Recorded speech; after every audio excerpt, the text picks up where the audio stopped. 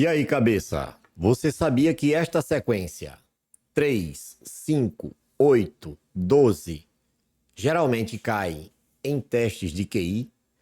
E você sabe me dizer qual é o próximo termo dessa sequência?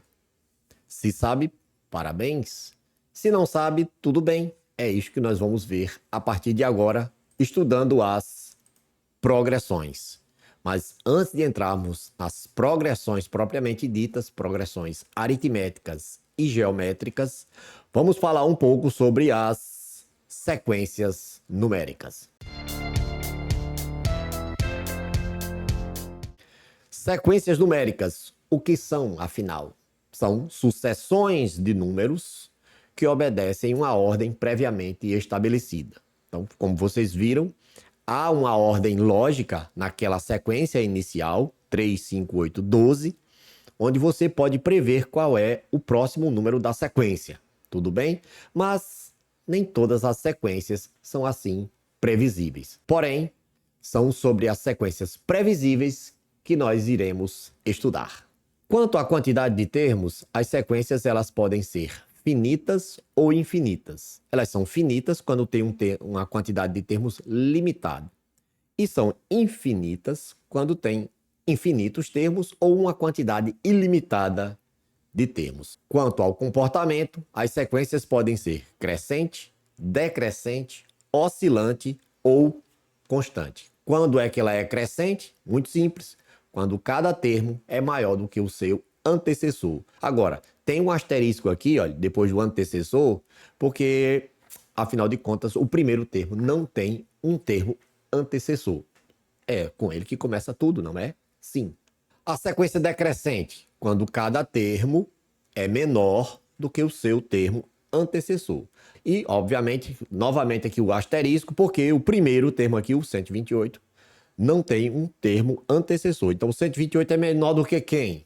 Não tem, não é? Sim. A sequência oscilante ocorre quando há termos maiores e menores do que seus respectivos antecessores. Então, o 1, aí desce para o menos 1. Aí agora sobe para o 2, que é positivo, aí desce para o menos 2. Aí sobe para o 3, desce para o menos 3.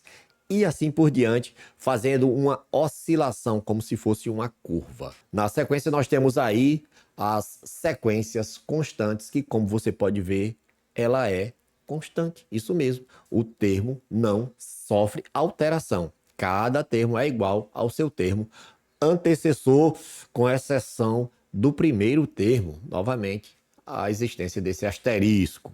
A tabela mostra o número de alunos matriculados nos 5 primeiros anos de existência de um curso.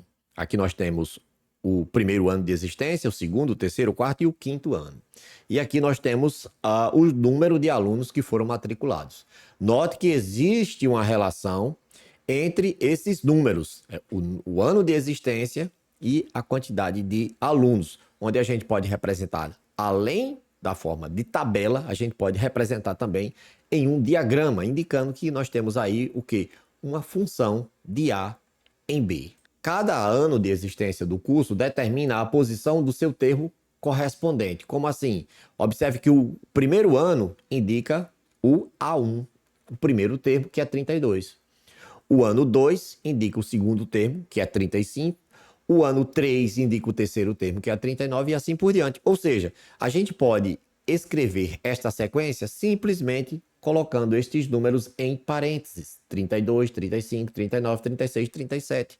Onde quem é 32? O primeiro termo. Quem é 35? O segundo. E assim por diante. Quem é o enésimo termo? Esse N de enésimo, pertencente ao conjunto dos números naturais não nulos, é justamente quem indica a posição do número dentro da sequência. Por que que N pertence aos naturais não nulos? Primeiro, porque não existe número de ordem quebrada, não é? E também não existe o zerésimo termo. Aqui, galera, nós temos aqueles números de alunos de cada ano do curso representado na forma de gráfico. Número de alunos matriculados nos 5 primeiros anos de existência deste curso.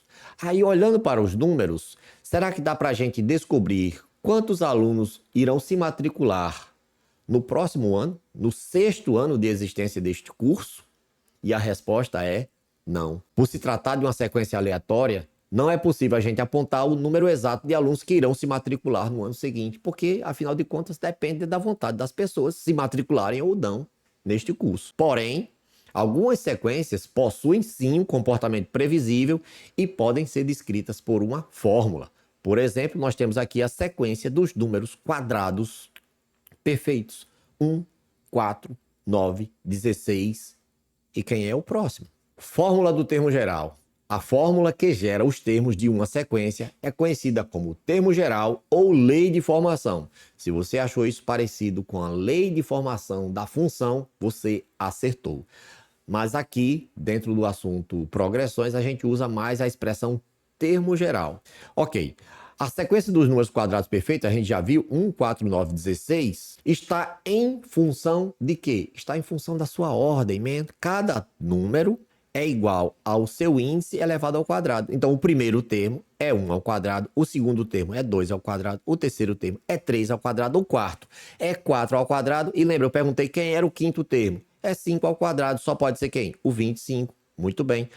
Esta sequência, 1, 4, 9, 16, 25, 36, 49 e assim por diante, pode ser representada simplesmente escrevendo AN, que é o termo geral, é igual a N ao quadrado, onde este N, você já sabe, indica a posição do termo. E a lei de recorrência é outra maneira que a gente pode utilizar para descobrir um termo qualquer da sequência. Diferente do termo geral, onde a gente pode encontrar um termo qualquer, literalmente, por exemplo, eu quero saber quem é o 10º termo dessa sequência. Eu tenho aqui o primeiro, o segundo, o terceiro e o quarto. Eu quero o 10º termo. É só pegar o 10 e elevar ao quadrado. Vai ser 100. Aí eu quero o 20º termo. 20 ao quadrado, 400. Beleza. Na lei de recorrência, a gente não consegue aqui descobrir quem é o 10º termo ou o 20º termo. Nós só podemos descobrir aqui o termo seguinte, a partir do termo anterior. Então, se você tem o 9º termo, você descobre quem é o 10º. Se você tem o 19º termo, você descobre o 20º. Mas sem o termo anterior, você não vai conseguir através da lei de recorrência. Por quê? A lei de recorrência é a regra que relaciona cada termo com o seu termo antecessor, o que vem antes. Por exemplo, nós vamos construir aqui uma sequência definida pela lei. O primeiro termo é 1, e o segundo termo, ou seja, o termo seguinte, o próximo termo, o AN, é igual a 2 vezes AN-1. O que é que isso significa? Pessoal, um dos segredos para você entender a lei de recorrência é você fazer a leitura correta aqui. Então, o próximo termo é o dobro do termo anterior. Então, se o primeiro termo é o A1, o próximo termo vai ser quem? O A2, onde N vai ser igual a 2. Sim. E aí, este A2 vai ser o dobro de AN-1. 2 menos 1 é 1, ou seja, o dobro do termo anterior. Então, quando você faz essa leitura, o primeiro termo é 1 e o próximo termo é o dobro do anterior, fica muito fácil você descobrir. Porque o primeiro termo está aqui, ó, ele foi o termo dado, 1. Quem é o próximo? Quando n é igual a 2, o termo seguinte, A2, vai ser 2 vezes 1, que é 2. Depois, o termo seguinte, o A3, vai ser 2 vezes 2, 4. Por que não é 2 vezes 3? Porque o termo anterior é o 2 que você encontrou aqui. Então, você está fazendo 2 vezes A2. Como A2 é 2, 2 vezes 2, 4. E aí, tranquilamente, você faz o quarto termo. 2 vezes o A3, que é 4. Então, 2 vezes 4, 8. Observe aqui, olha. Fica mais fácil você entender por aqui, olha. O primeiro termo é 1. O segundo termo é o dobro de 1, 2. O terceiro, o dobro de 2. Depois o dobro de 4, o dobro de 8 e assim por diante. Vai sempre dobrando, Sempre vai ser assim, professor? Vai ser o dobro? Não. Pode ser o triplo, pode ser o quádruplo, pode ser o dobro menos 1, pode ser o triplo mais 1, enfim. Existem várias regras, várias leis que podem gerar sequências diferentes. E aí cabe a você usar o seu raciocínio para descobrir como é gerada essa lei de recorrência ou essa lei de formação da sequência. E aí nós temos um pequenino exercício que nós vamos abordar a partir de agora, mas isso em um próximo vídeo. Valeu? Vou deixando aí o print. Você faz o teu print aí e nos vemos daqui a pouco na resenha do exercício. Fui!